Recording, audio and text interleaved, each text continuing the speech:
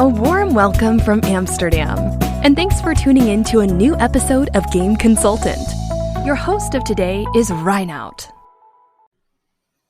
It is Tuesday, July the 28th, 2020, and this is episode 37 of Game Consultant.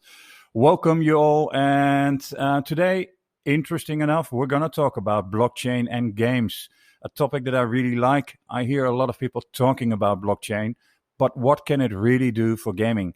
I was lucky enough to have a chat with the CEO of Animoca Brands. They do a lot with and around blockchain. You might have come across them in the news. They've done some M&A activities, and I'm talking to the CEO of this company, Robby Yung. He has quite a track record and very, very interesting insights that he's giving. One of the topics that we actually talk about is the ownership of digital goods in gaming. You can own your own digital goods in the games. Basically, you acquire things free to play, but then you own whatever you buy. The interview is chopped in two parts today. Part one. Next to that, we have Chris. Chris is talking about esports. Read things. Interesting item today. Talking about people that, the pressure of esports. Put it like this. Cool item. So next up, I want to go through some news that I got. Also something about Roblox. So stay tuned.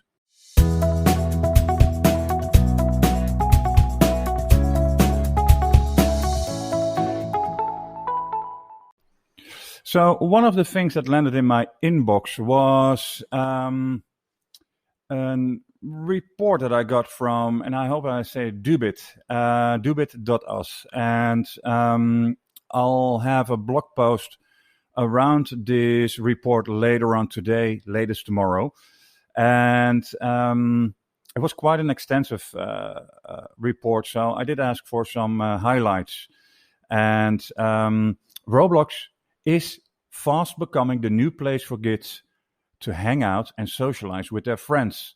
Roblox is not a single game, but a platform that hosts over 19 million multiplayer games and experiences. With over 150 million monthly players, Roblox has overtaken Minecraft in popularity and has been seen recently valued at $4 billion. That was according to the latest round of funding. Another fun part. Games are discovered on Roblox Store, but unlike the iOS and the Play Stores, playing a Roblox game requires no password or parental permission.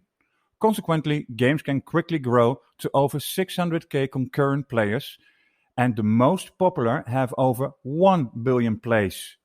There's no installation for each game, so as soon as a kid or child hits play, it loads instantly within Roblox.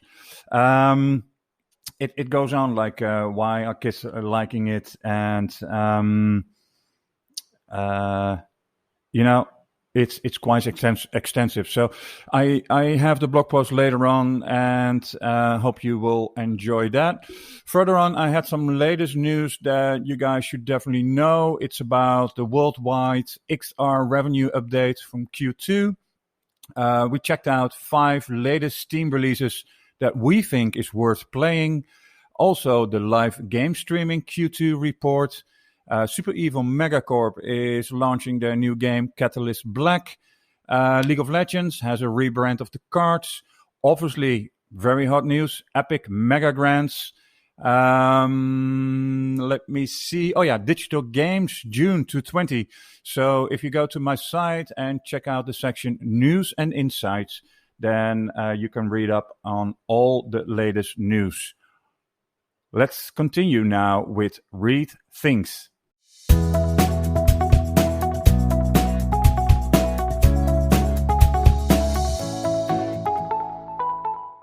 Welcome back into another Read Things.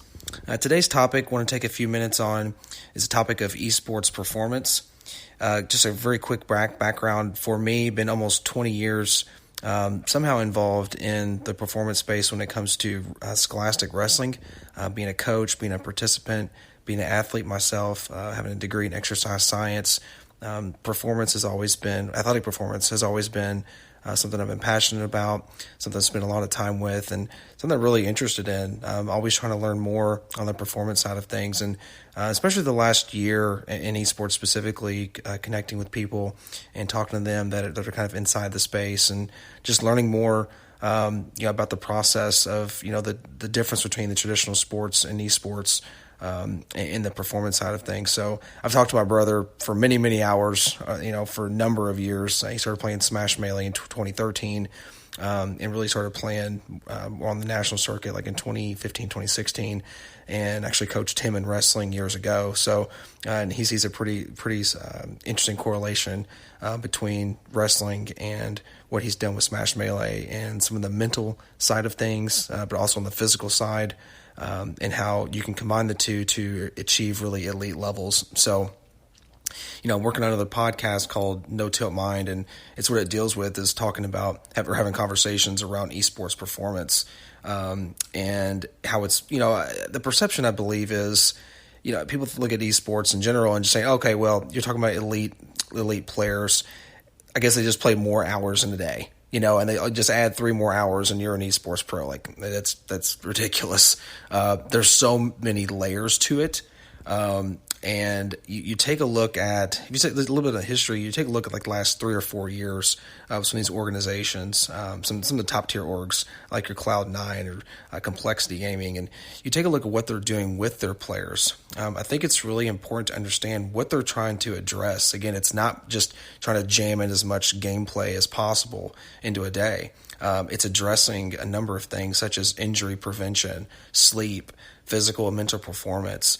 And speaking of the word performance, you take a look at the facility that Complexity has, GameStop Performance Center.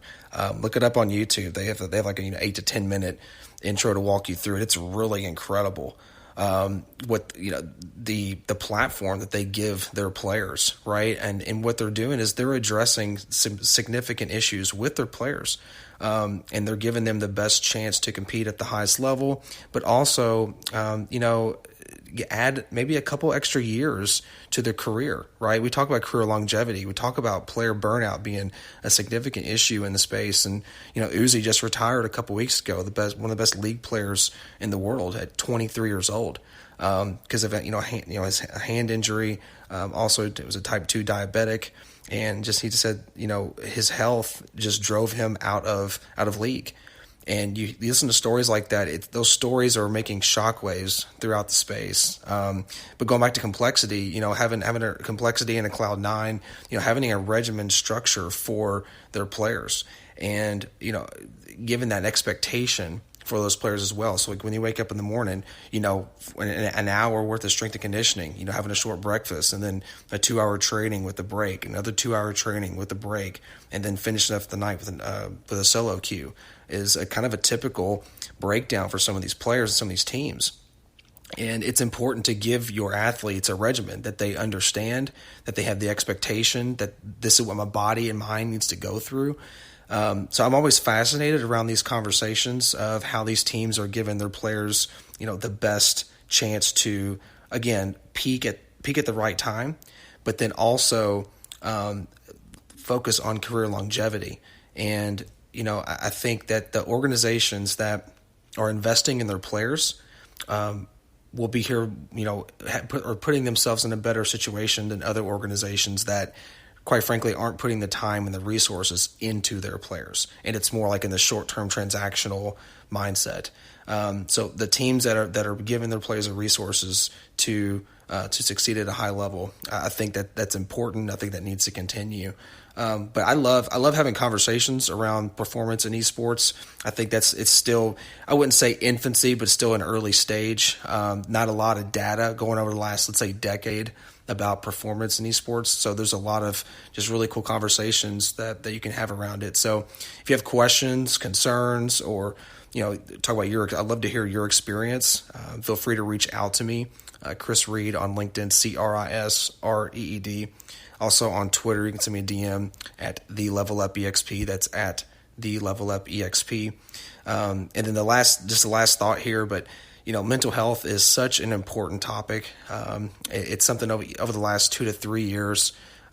It's really picked up in other industries too, like in the startup space. It's picked up a lot of speed or a lot of momentum as far as people coming out talking about their mental health, talking about issues that they're struggling with, and it's starting to bring some momentum into the esports industry as well.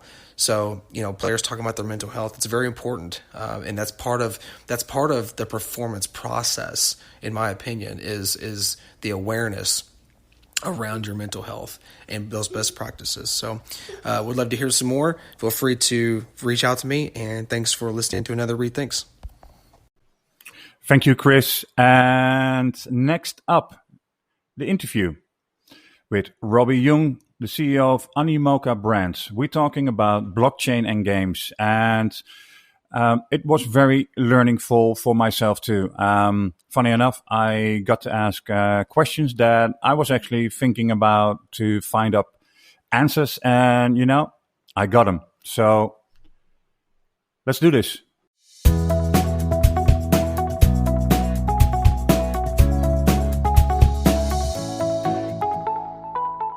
A company that is regularly in the news, Animoca Brands, and I was just discussing: do I need to say brands, yes or no? But we got a good view on that, a good answer.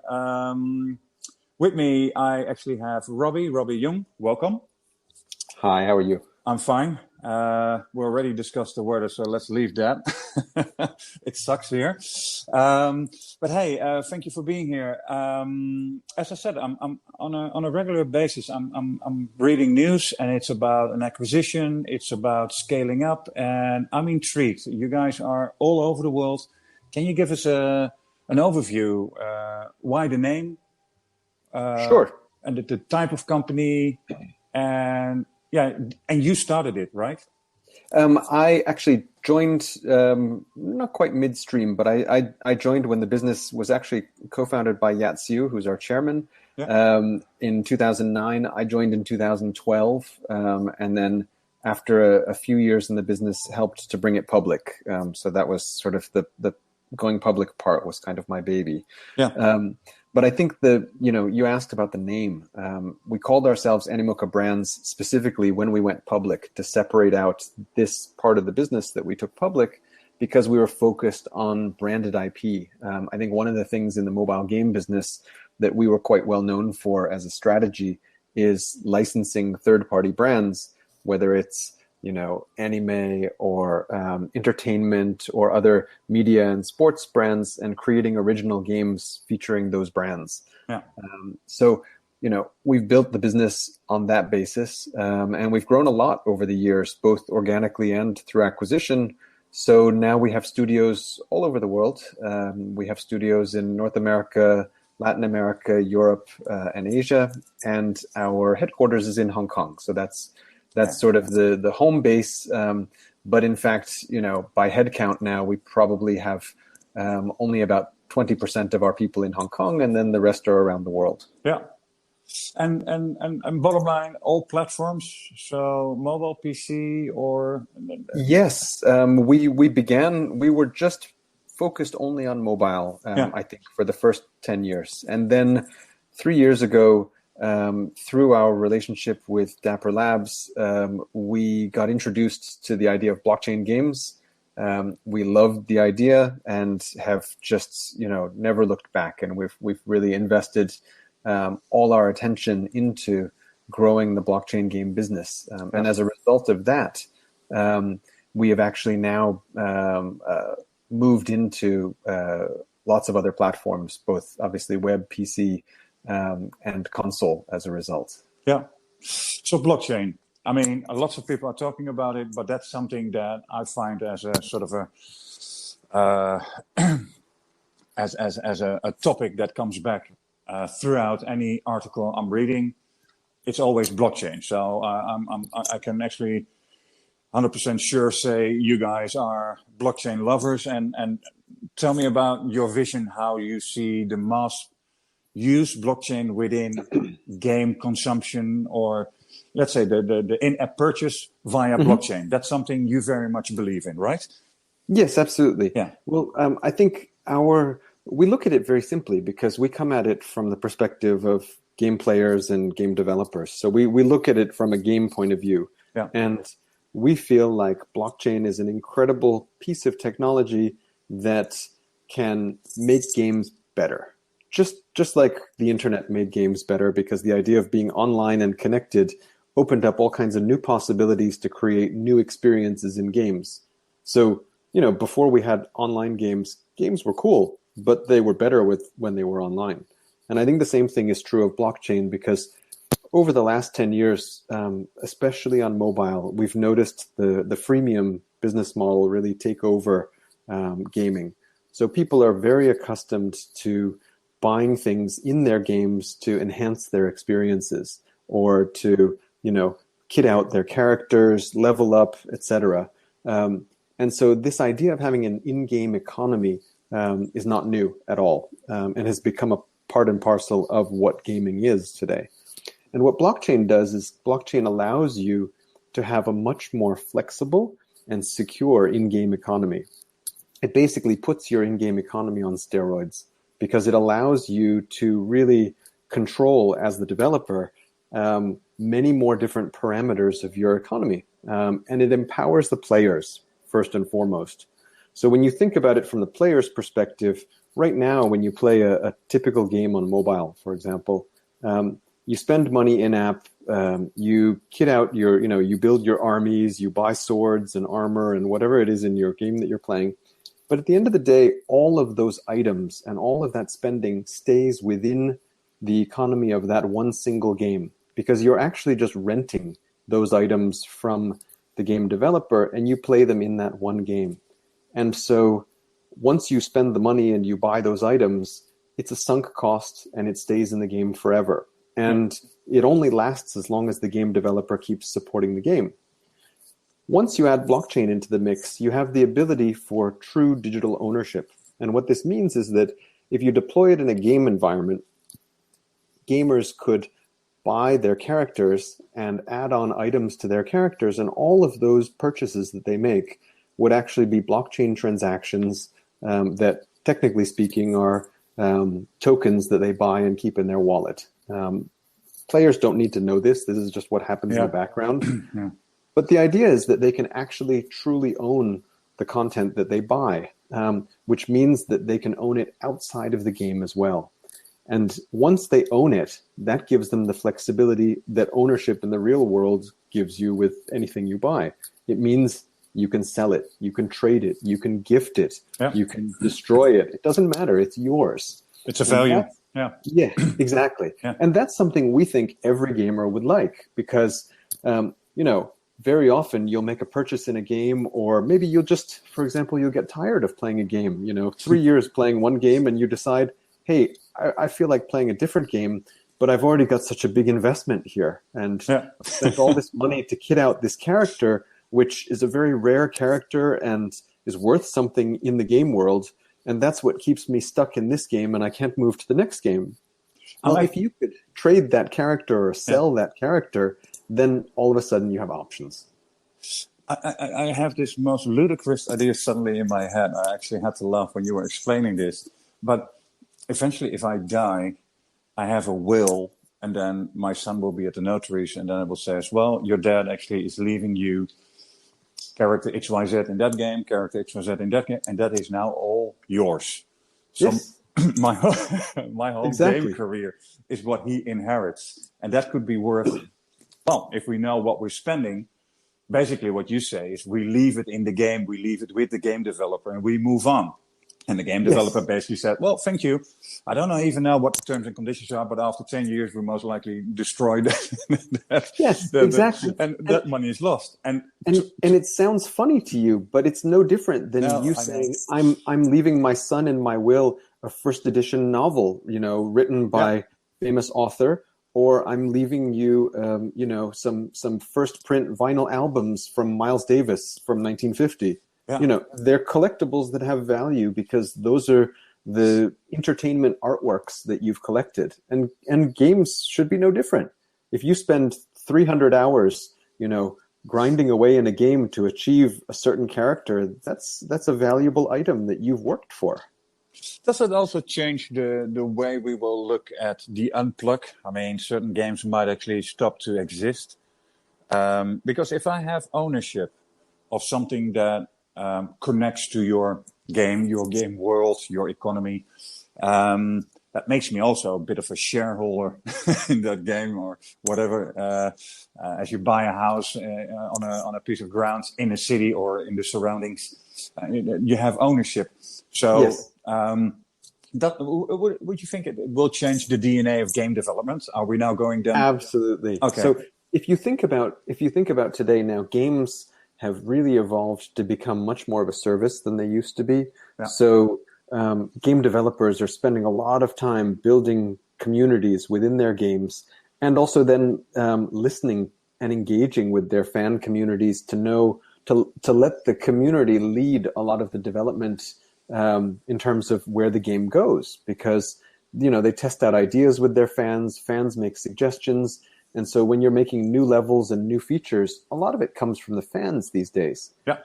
And so if you think about that method of design, if you take it into the blockchain game analogy, if users own their content, then it makes sense that game developers would say, okay, you own all this content, all these swords and shields for Robby's game over here. I'm going to make a game that you can use those swords and shields in as well. So you can come and bring those into my game and play with them too. Yeah. And so all of a sudden, I think it really empowers the users, because the community of content owners becomes the marketplace, and the developers then look to see how they can service them.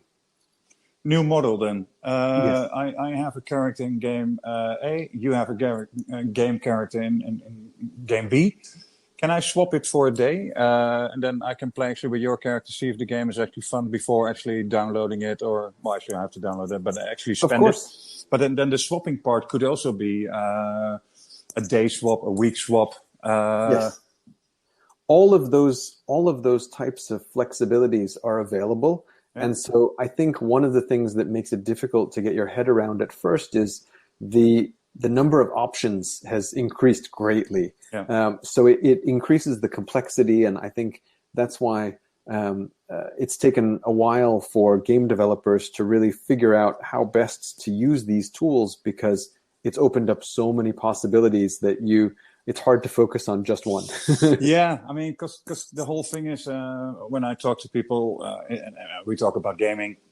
Lately, I'm doing a lot with private equity. It's like, okay, free to play. So how does that work? I mean, you guys are spending so much time on a game, then you do a soft launch, and if it doesn't work, you unplug, and there goes another $1 million or $2 or $3 million of development time. And then once you have to survive the soft launch, then you have to spend marketing. It's highly competitive. It's hit driven. How is that industry working? And the game developers are basically saying, well, we have all these books. We have these experts of monetization, in-app purchase. And once we have our economy right, don't touch it. If you if you have the guts to touch it, you're fired. And now we're basically saying, like, okay, so you're going to create characters, you're going to create in-app stuff that you can buy, but then once you buy it, we give the ownership to you, the gamer, the fan, the community member. Yes. So as a game developer, if they are listening right now, you develop a game. At what point are you going to think, I'm integrating blockchain? But what is integration? It's more a way of thinking and offering, or is there a back end? Is there an engine that you can use? So I think that yes, the answer is yes and no. So we're in a very early stage. How we evolved as an industry was that a few people, most notably Dapper Labs with CryptoKitties, back in 2017, from the crypto community, who were gamers as their passion, decided, hey, we might be able to use these crypto tools, this blockchain, for games. Let's see what we can do with it. And that's kind of how it grew out.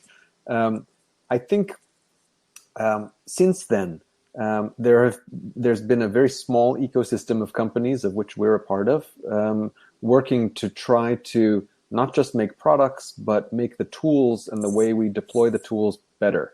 But it's still very early days. So if I were to compare this to mobile games, we're in the sort of 2009, 2010 phase with respect to blockchain games, where the industry hasn't coalesced around absolute standards and things like that. And we're trying to make the user experience and the onboarding and everything as seamless and as good as possible, but we're not quite there yet.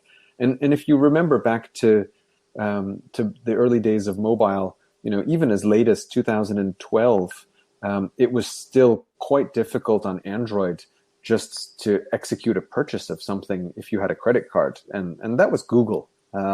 So it's not easy to iron these things out, and it does take a bit of time. From the game developer standpoint, I think there is a little bit of a learning curve, but in our experience, having only been at this for a couple of years, I think you're talking months, not years, to get familiar with the blockchain side of the tech. And I think the biggest decision from the game developer standpoint is how much blockchain to put into your game. And there are different schools of thoughts on this, because there are blockchain purists that believe that everything must be decentralized.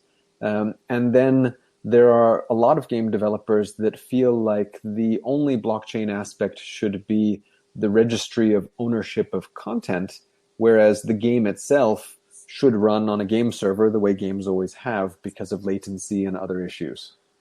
Yeah, because if we take the whole spectrum here, then basically we say that when I start to develop a game, I have maybe, and there are indies that are working with people around the world. So basically, the developer that is right now in Chile or in China, once I make money or I create revenues through the blockchain, automatically they get paid too, right? So yes. it right away I could actually imagine that also with publishing contracts, the world would get so easy. So basically I can get all kinds of people that actually help me with development. I find a publisher, we're big blockchain believers, and by the time someone is spending money, X% of that earnings directly goes to whoever has worked on the game until a certain point that we have agreed on, right? Yes. So I think the main thing that is a little bit confusing for developers who are new to the industry at the moment is that because there are no agreed upon standards, there's no, sort of Unity as a development language, for example, that you have different blockchains you can choose from, different payment gateways that you can choose from, and et cetera. So you have to kind of evaluate several different standards on your own to make those decisions. So there is a little bit more work on that angle. Yeah. Because then another stupid question: can I lose money with blockchain? Of course, you can always lose money. Yeah. But I think you can lose money only to the extent that as a game developer you can lose money because, game development is easy to lose money, but basically it's the same thing. You're just evaluating between making good games and bad games, just like on any other platform. So I don't know that having a blockchain game makes it any more or less risky. It's just a different platform and a different audience. But I think from the player's perspective, one of the things that's interesting about blockchain is the security aspect. Players and developer, frankly, because blockchain is inherently the most secure tech that humans have made so far in terms of digital technology. So if you think about securing transactions and counteracting fraud, it's very interesting because one of the things game developers don't like to talk about is that there is a relatively high amount of fraud when it comes to people making online purchases and in-game content. And so getting rid of that fraud already is not a very sexy thing, but would be very beneficial already to the bottom line and to our industry. Then let me rephrase that question. If I actually get money in euros and I need to get it to dollars or vice versa, I mean, that has been sometimes a pain. I had in the past dollar accounts because was collecting money there, but I needed to pay people in Europe, so I needed to transfer it to euros, and then you were losing money. With blockchain, I mean, everyone is looking at Bitcoins right now. It goes up and down, and people are speculating in it, same as in other kinds of currencies. To that sense, can I then, because you were saying, like, yeah, you need to do some homework, what exactly you're going to use. Should I go completely blind in that and say, like, okay, I'm going to create my own blockchain atmosphere, my own currency? Can I do that? Or should I wait until a certain thing like Unity stands up? Like, okay, I'm developing on a platform, and that actually is, sort of the leading way. Are we waiting for that? Anyone that wants to start today with blockchain, Yes. What would be their first step? Or what would you advise them in terms of development, publishing, marketing? I mean, I think one of the things about the blockchain game community is that, like many other development communities, they're very transparent and very open. Blockchain even more so, because actually one of the basic principles of blockchain is that all the information is publicly available and open, meaning all of the things that are recorded on the blockchain, the transactions.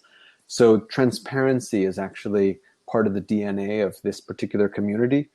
So a lot of developers, have very comprehensive blog posts and Twitter and Telegram accounts, etc., detailing the trials and tribulations of how they develop their stuff and work on things. So I think that's the first step.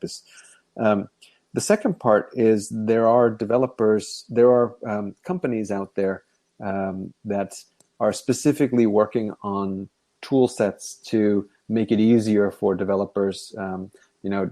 Dapper Labs, as I mentioned, has their Flow blockchain, which they've come out with recently, which is geared towards being a blockchain specifically for games. Wax has their blockchain, also focused on gaming. So there are many of them that are now geared less towards fintech and more towards gaming and entertainment, and solving problems that are more unique to gaming as opposed to fintech. So I think that's a good place to start. The community is very active on Twitter, I find. So if you spend some time on Twitter, you'll learn a lot. It's a great place that people not just promote their products, but also share information about some of the things they're working on, and also seek advice from other people in the community. Yeah, interesting. It's so how do you see then the next 10 years? I mean, obviously gaming, I always say you have the 80-20 rule. 80% makes, or 20% makes 80% of the revenues. You have a large indie community. Where do you see blockchain find its growth? Is that going to be with the indies that are going to try, and then it comes like from the underground, or do you expect the companies at large? Sure. Would you see King, Supercell, Yep. Scopely starting to use it? I mean, do you see signals that they are gearing up for the idea? Yes, I think so. I think it's still early for them. And the way that I see it is, blockchain is just going to be another piece of tech in gaming that people are going to forget is there over time. Just like they forget that online was a feature previously. Yeah. But now we don't talk about online because it's just assumed all games are online. Yeah. And so I think blockchain is the same. We're talking about blockchain right now, but 5 years from now, nobody will use the word anymore because people will just assume you can own content in a game. I think there will be, as we think about standards, it may be that 5 years from now, we all use the exact same blockchain because one blockchain wins and all gamers use that blockchain to develop on, whether it's the Unity blockchain or whatever you want to call it, or the Flow blockchain from Dapper or whatever. So I think there will be standards established. But I think once you allow consumers to truly own their content, which they can trade and sell and do what they want with, I don't think people will ever look back, because it will cause them to think, wait a minute, I spent money on content before, but I didn't actually own it. Okay, so you never turn back from that moment, because I think people at the moment, there's a lot of froth in the community talking about people speculating on rare content and being able to sell it and make money. But that's just the tip of the iceberg. I think the thing that's exciting to the everyday gamer is if I spend, $100 in a game on content, and when I'm tired and want to move on, and I can sell that content for $10 and get 10% back, right? Yeah. It's not much, but it's something, right? Yeah. It means you don't lose everything, and you can take the $10 and use that as a start on your next investment in a game somewhere else. Yeah. And that's a game changer, because if we're in a $150 billion industry, that 10% is $15 billion. And so that's something real. Yeah. But I think for the big established game companies, they will wait until standards are established, just the way we saw the pace of big console game developers moving to mobile. Yeah. Some of them took, almost 10 years, honestly, to move to mobile, even though mobile was big, within 5 years. Yeah. It's a DNA thinking.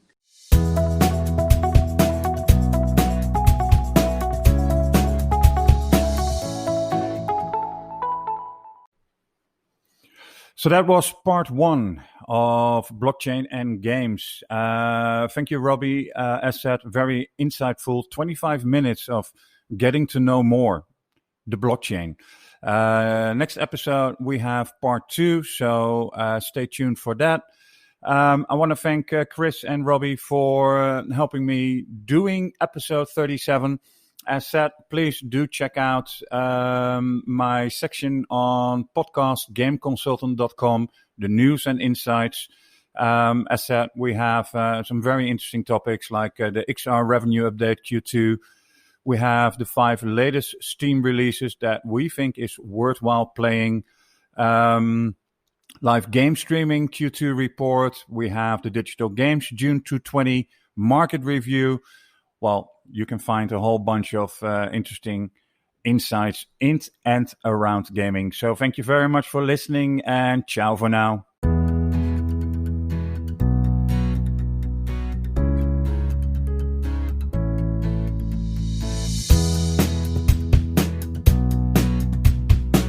This was all for today. Thanks so much for listening to Game Consultant. Tune in next week for a brand new episode. And remember, do share this podcast with other members of the games industry.